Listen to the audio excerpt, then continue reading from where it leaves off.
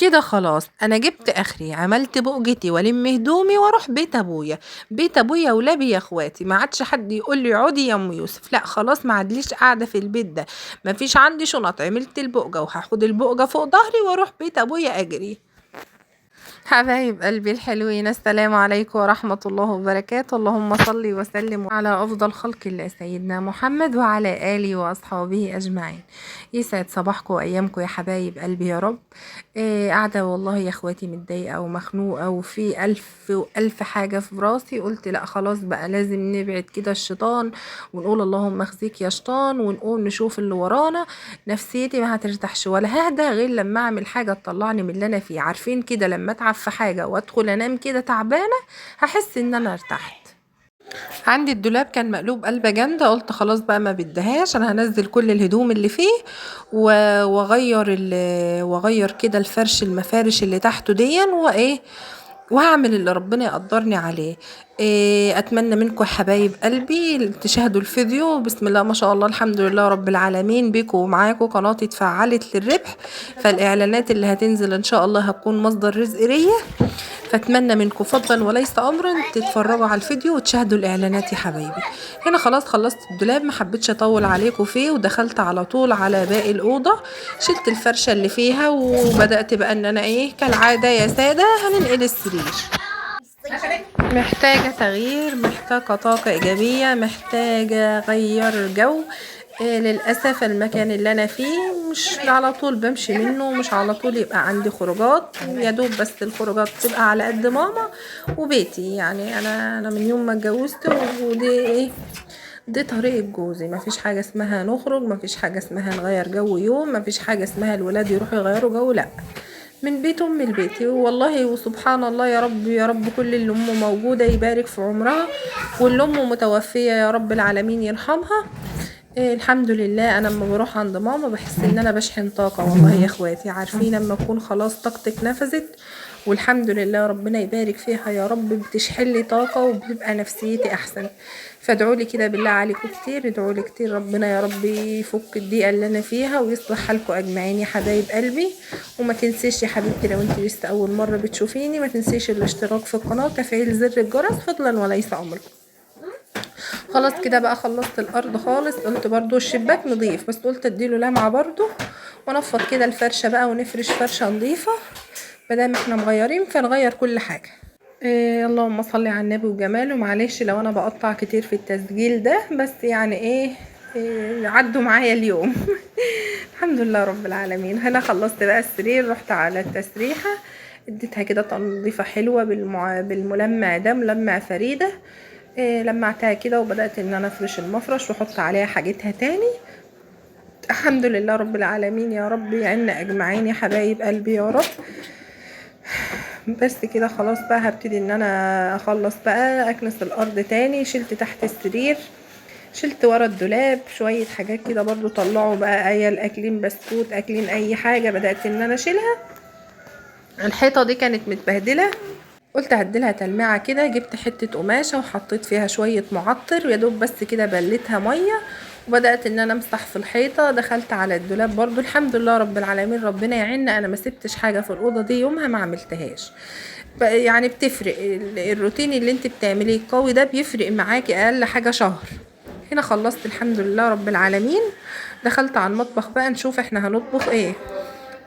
تلاقيه ام يوسف في اكل بيتعمل في دفايه. ايوه يا اخواتي، كبيبه الجمبري الرز بيتعمل لازم يتنشف. بتعمليه ازاي يا ام يوسف؟ بنجيب يا اخواتي رز على الكيلو الجمبري كيلو رز. تمام، دول معايا. انا كنت هعمل كيلو جمبري واحد فعملت عليه كيلو رز. بنغسله غسله كويسه ونحطه على حاجه لازم ينشف. فانا لقيت الدفايه دي بتمتص الميه فقلت خلاص كويس قوي احطه فيه. حطيته بره بتاع ساعة على البلكونة في شمس ينشف.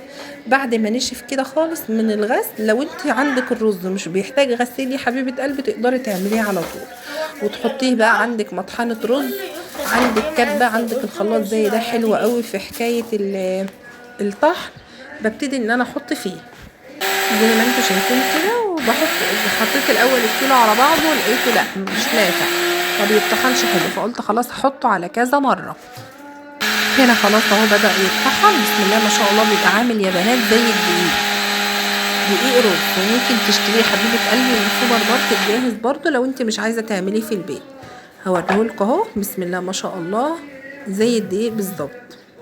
جبت بقى الجمبري، كنت سايباه يفك من امبارح بس عشان الجو كان برد كان اخد وقت لحد ما يفك.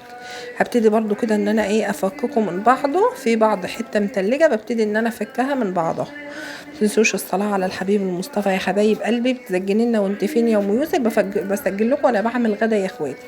الفيديو ده كان مستسجل عندي دعواكم كده فحبيت انزله لكم. حطينا الجمبري وحطينا الرز. هبتدي بقى ننزل بكميه حلوه من الشبت والبقدونس. الطريقه دي والوصفه دي بتاعت ماما الله يديها الصحه والعافيه يا رب. بننزل بكميه حلوه وهي برضو اللي مفرزالي والله يا اخواتي الشبت وكل ده ماما الله يسعد قلبها يا رب. نبتدي بقى نحط البهارات اللي انت عايزاها حطيها.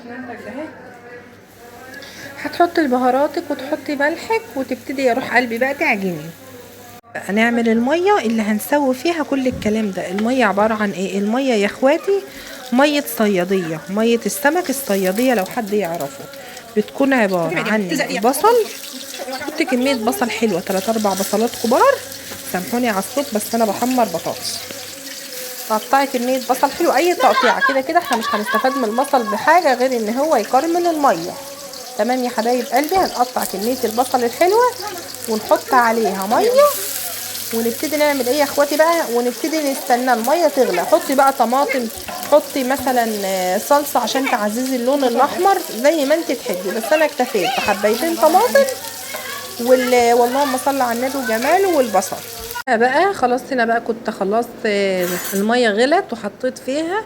والله يا بنات انا كنت مصوره وانا بقرصها معاكم بس للاسف ما اعرفش اتمسحت ازاي من التليفون، تقريبا مساحه بس. فهنا اول ما تلاقيها عامت على الوش كده تعرفي ان هي استوت. والله يا بنات اكله جميله قوي، لو لسه انت ما جربتهاش جربيها هتعجبك قوي.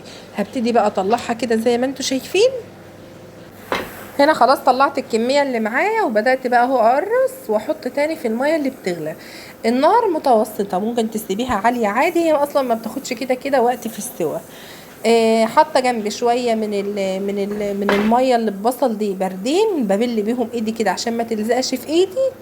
وابتدي ان انا اقرصها. تقرصيها بقى مدور زي ما انت عايزه قرصي، والحجم برضو اللي انت عايزاه. دي يا بنات يعني اختيارات مش حاجه فرض بس. وبدات كده اقرص وبسيبها.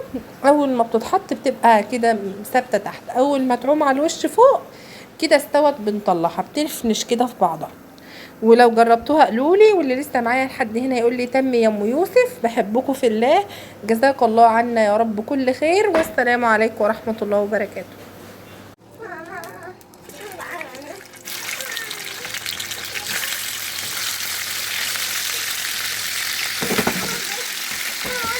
لا تفتح